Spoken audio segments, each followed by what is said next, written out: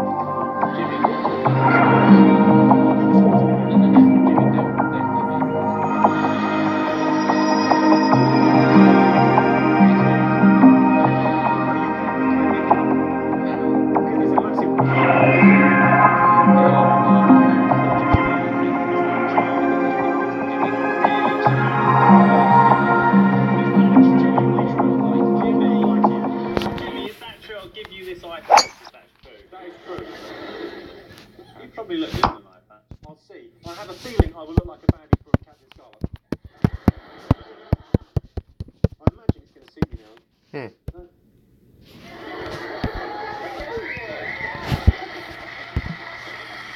Bond wasn't expecting you. Right, before I ask the questions for the final round, just to rack up the tension on the Big Fat Quiz of the 90s, I'm going to tell you we've got a gunge tank for the losers. We've got the actual Noel's House Party gunge tank. No. Well, can we just lower the tension?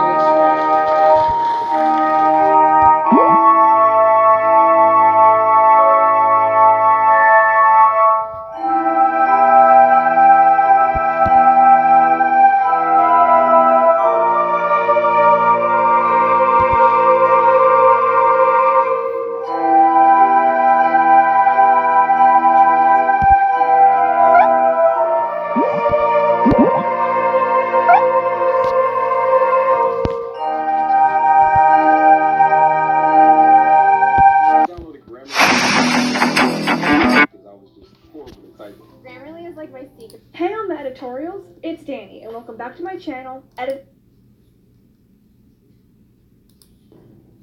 People are very divided on Elon Musk right now. I was wondering what your take is on the matter, and is he capable? Can they leave him alone? Let the man get high if he wants to get high. Oh yeah. Let the man, he's got to obey the SEC, no, clearly. But if he doesn't want to obey the SEC, then he's got to have a private company, and then he can do what he wants.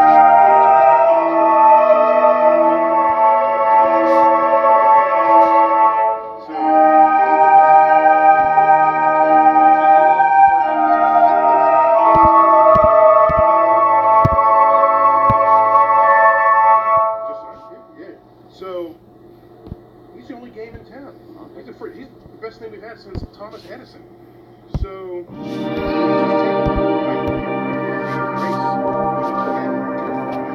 that's a country.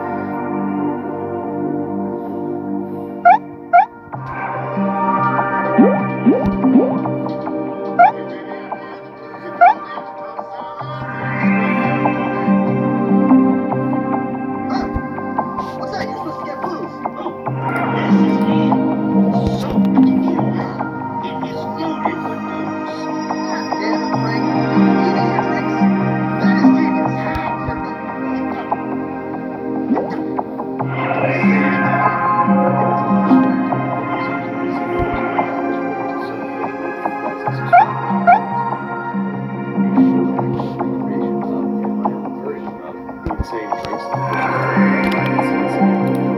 most legendary of which is broken down.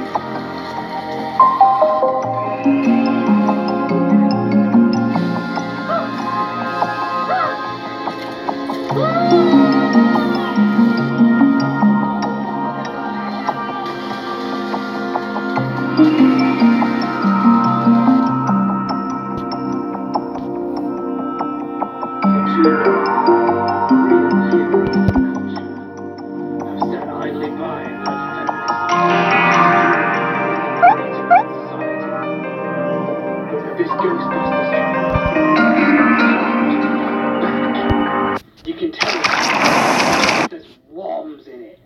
What's next? The Stay Puft Marshmallow Woman? They're taking our movies and our video games, and soon there'll be nothing left. Busting used to make us all feel good. But now I'm lonely. I'm lonely and it's everyone else's fault. But what are we supposed to do about it? Who are we gonna telephone?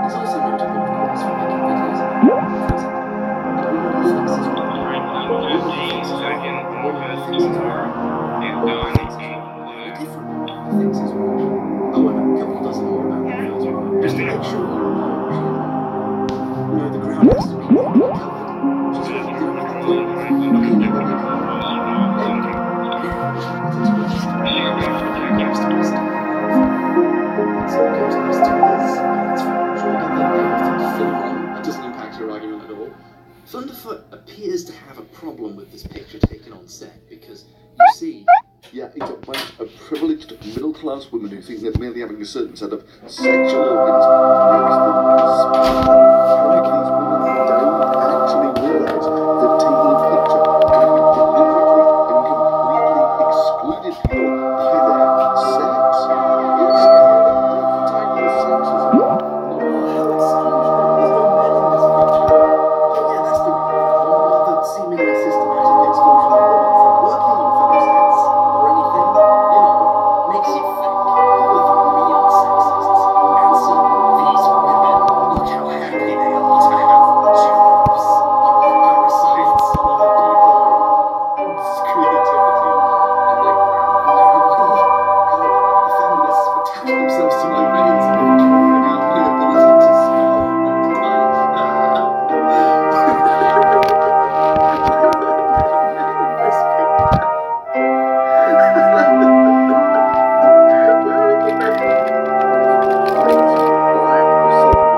allows you to pronounce that white people are racists, but black people can't be racist. Wait, why is he cutting to a clip from CBSN? What does this have to do with Ghostbuster? Oh, I get it. He thinks this person saying something stupid on TV is somehow representative of feminism as a whole. Really? Is that the shit he's pulling? Is he really pulling that? Is this not a joke? Because this argument is about as stupid as it would be to use the term Thunderfoot didn't have a very good debate with Eric Hovind as proof that all atheists are bad at debates. Is it impossible? Is it an absolute impossibility for God to exist?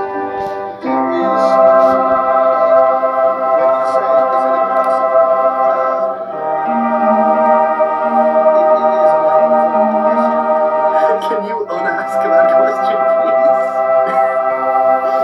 This is why atheism doesn't look credible to so many people. Because when asked a really straight up question, the answer is the question is I mean,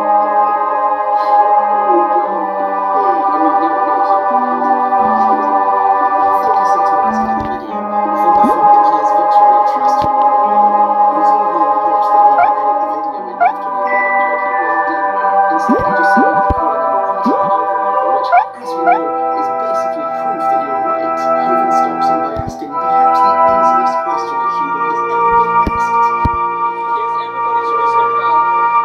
Oh, I can see the cogs turning. Is everybody's reasoning valid? What's his answer going to be? We're humans. We have the same genome. Everyone here has more or less the same genome. With this for like a straight minute. Humans have brains. I mean, that's almost an answer to the question. A better answer would be no. But his was good too. I guess I just don't have the quick thinking skills he does. Even when he's right, this guy's bad at arguing. I'm beginning to have some sympathy for creation when he's so bad. Logical fallacy. What's a logical fallacy? Just because someone's bad at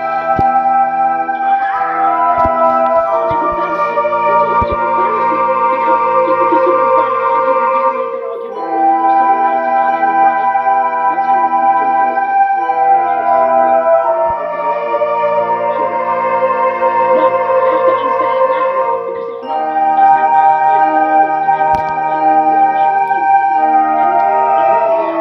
actual thing. I'm doing it for you. Unsay it now.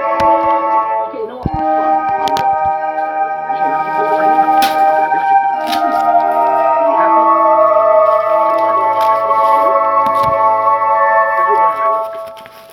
Even in trailers for science fiction comedy films, I see feminists trying to take over and force their agenda down our throats. And this is somehow everyone else's fault but mine. I'm so rational. I'm rational. This is what the patriarch looks like. So far, Thunderfoot's two biggest problems with the new Ghostbusters film is that there weren't any men in a picture taken to celebrate how many women were working on the film, and that this guy on an unrelated TV broadcast said something stupid. Oh, I smell a Razzie already. If you celebrate the difference in gender ratio from the production staff on your film to another film, that's basically the same as demanding people respect your vagina. It's literally the same thing. No, wait. I'm sure he's getting his actual reasoning why Ghostbusters is bad soon. Well, I mean, we're only, halfway through. I mean, you recall a while back, Anita Sarkeesian pitched this.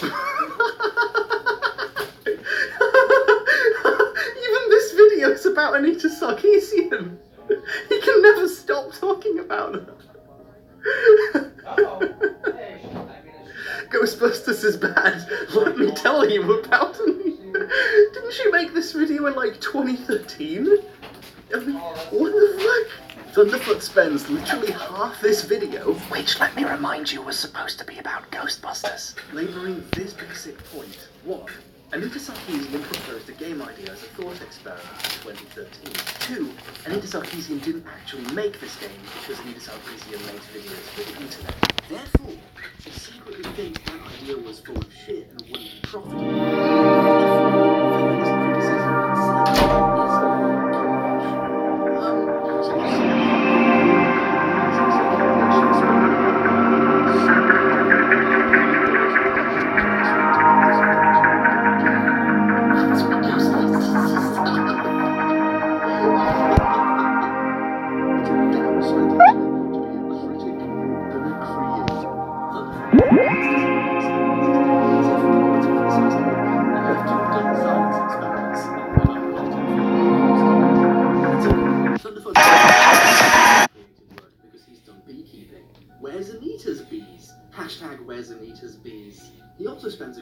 time regurgitating these memes of Anita Sarkeesian where they take comments she made about gender signifiers and character design in fictional media and twist it to somehow mean that she thinks real-life women shouldn't wear pink or dress up at all or have earrings.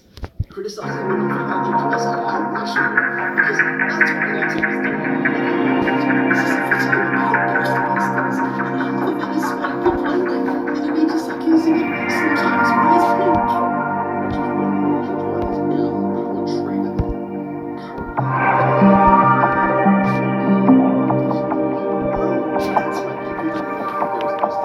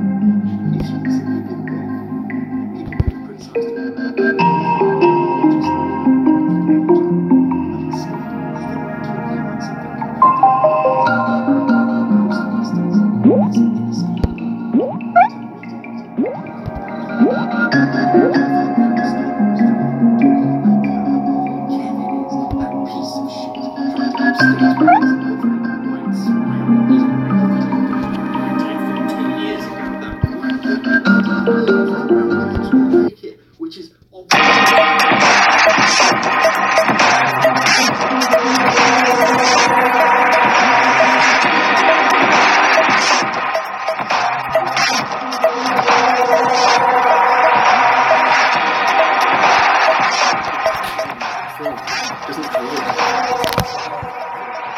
I think so, yeah.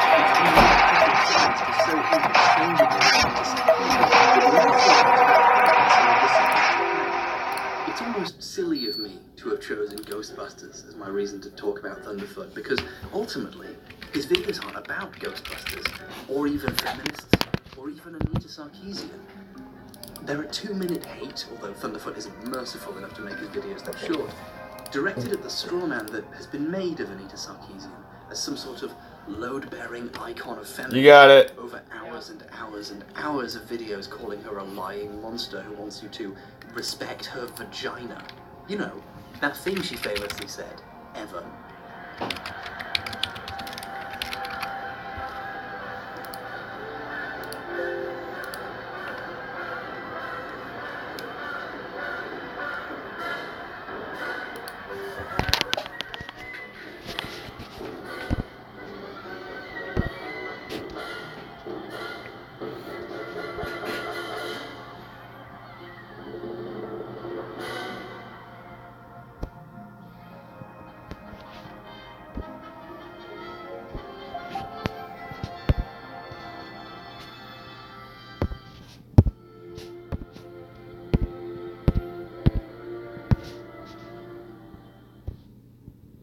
Is this rational? Are Thunderfoot's videos indicative of how to approach any issue in the world? Or is it just easily digestible, self-aggrandizing propaganda? Even Thunderfoot himself occasionally finds himself wondering why, despite making dozens and dozens and dozens of videos on the topic, somehow he hasn't yet destroyed feminism. It's almost as if making videos designed to affirm an audience that they're already right doesn't actually change anyone's mind, and won't make a large and diverse school of thought spontaneously evaporate. And that's not even to mention that this isn't the first terrible Ghostbusters trailer. Close to, if not literally none, of the footage Thunderfoot showed when he was trying to demonstrate what made the originals good is in the trailer for the original film. It's edited more like a horror trailer, when Ghostbusters is pretty objectively a sex comedy with mild horror elements. And by mild horror elements, I mean this one's seen as pretty scary, and the rest is a comedy. At this point, it's pretty much standard for a Ghostbusters trailer to be bad. In a way, all good films resist being turned into trailers, leaving something missing. I'm not saying the new film is going to be good, I haven't seen it, so I don't know if it's good or not. I'm saying that having a bad trailer is the most Ghostbusters thing there is. This is, in a kind of paradoxical way, a good sign for the film. At least I hope it is. I like it when films are good, personally. But even then, if it's bad, it's just going to be a bad film. It's not going to be proof that the feminists are coming to get us. The feminists are coming to get us. What? Why? They heard this video wasn't going to be enough about how special it is to have a vagina. Which is what feminism is all about, after all. So they're coming to get us. They're going to tie us down and read the vagina monologues to us until we submit. Have you actually read the vagina monologues? Some of them are actually pretty engaging. Now! There's no time! Take only what's important! Well, I get it. Yeah. Well, I better get packing and go on the run again. But first, a word from our Patreon sponsor.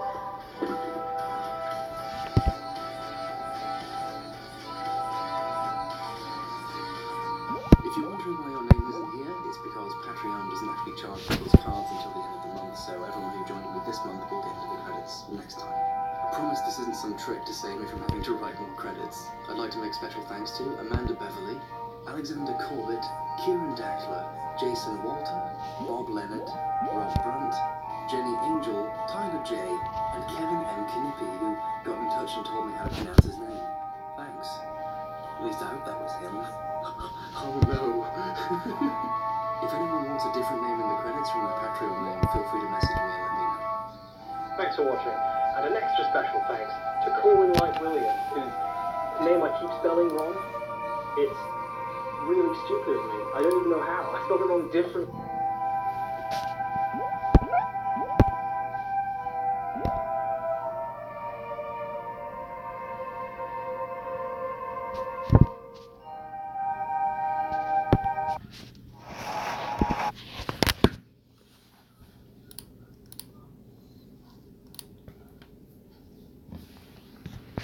We use Grammarly inside our classrooms to help improve our student writing to be more clear and Thanks to CuriosityStream for supporting PBS Digital Studios. 220 million years ago, some strange-looking reptiles lived in the forests of northern Pangaea. They kind of look like chameleons with grasping hands and feet and long prehensile tails. But they also had really small bird-like heads and sometimes beaks and these cool spikes sticking out of the ends of their tails. These were the Drepanosaurs, and for a long time paleontologists didn't know what to make of them. Sure, they look kind of like chameleons, but their heads are all wrong, not at all like other reptiles. And chameleons don't show up in the fossil record for another 120 million years after these guys. So for a long time, some experts thought that these animals were close ancestors of birds. I myself don't see it. But it turns out the Triassic was full of animals like this, creatures that look a lot like other more modern species, even though they're not closely related to them at all. In addition to the Drepanosaurs, the Triassic was home to the Phytosaurs, which could easily be mistaken for crocodiles, and Ichthyosaurs, which looked a whole lot like porpoises, even though they were reptiles. There was a host of creatures whose body plans would show up again and again, much later in time, by completely unrelated species. So why were the animals of the Triassic like this? What made them look like animals that lived much later and that they weren't related to? The answer has to do with how evolution works and with the timing of the Triassic itself, when life was trapped between two mass extinctions. Drepanosaurs were unknown to scientists until the late 1970s, when the first species, Drepanosaurus ungui caudatus, was named based on fossils found in Italy. And since then, only a handful of others have been named, all from Triassic rocks in the northern hemisphere. Scientists originally thought that Drepanosaurs were just weird early lizards, but the more they looked at them, the more confusing they became. These creatures had grasping hands, arched backs, and thick muscular tails. Some kinds, like Megalancosaurus, even had prehensile tails, with a claw-like hook on the end that helped them hold on to branches. And the heads on these animals weren't like those on other reptiles. They had pointed snouts, big eyes, and sometimes beaks instead of teeth, making them look a lot less like lizards and more like featherless birds. Their necks were bird-like too, with vertebrae that were saddle-shaped, giving them a greater range of motion. Now, because their heads and necks were so bird-like, some researchers in the 90s thought Drepanosaurs must have had something to do with the early evolution of birds themselves, despite the fact that the rest of their bodies looked nothing like birds. But in 2017, things started to become more clear when the pristine skull of a new Drepanosaur species was reported in New Mexico. The new genus was named Avicranium, or birdhead, and it brought the relationship between Drepanosaurs and other reptiles into sharper focus. It turned out that any resemblance this Drepanosaur had to birds was pretty superficial. Its ears, for instance, lacked eardrums and were more like the ears of early reptiles than those of birds. In fact, researchers compared more than 300 of its anatomical features with other early reptiles and concluded that Drepanosaurs were one of the earliest branching lineages of reptiles, probably diverging in the late Permian period. And like all early reptiles, the ancestors of Drepanosaurs probably looked superficially like lizards, even though they weren't closely related to them. They had short necks, low-slung bellies, and long tails, with limbs sticking out from the sides of the body. So what happened to them? How did Drepanosaurs go from being pretty familiar lizard-like reptiles to animals so strange it took experts decades to figure out what they were? And how did these changes happen in such a short span of time? It's because the Triassic was basically the meat in an extinction sandwich. The entire Triassic period is a window of just 52 million years between two major extinction events. At the early end, there was the Great Dying, which eradicated about 70% of terrestrial species and 90% of marine life. On the other end, there was the aptly named Triassic extinction, which wiped out more than half of all animal species. But in between, there was this whole wide, still mostly livable world. And for the survivors of the Great Dying, this was a completely different world, one with a whole host of ecological niches that needed to be filled. And at the same time, there was almost no competition. And in any given environment, it's competition that usually regulates the rate of evolutionary change among living things. By and large, the less competition there is, the faster the rate of change will appear to be. That's because a lack of competition allows empty niches in an ecosystem to be filled by new species. Then, over time, as those niches fill up, competition increases, and the rate of evolutionary change appears to slow down. I say it appears to because genetic mutations keep showing up like they always do. But if those mutations don't offer big advantages right away, they get weeded out and body plans keep looking basically the same. So if you're an animal that's found your niche, say preying on fish in rivers, then natural selection tends to let you keep doing what you're doing. The rate of evolutionary change for us properly appears to be slow because you found a body plan that works. Likewise, it's hard for other lineages to weed out that way. So natural selection usually leads them to keep doing what they're doing too, rather than to try to compete directly for a niche that's already been picked. But when extinctions occur, the opposite happens. Lots of niches open up, and there's much less competition. There's plenty of room for everyone. And that's when the rate of evolutionary change takes off. Or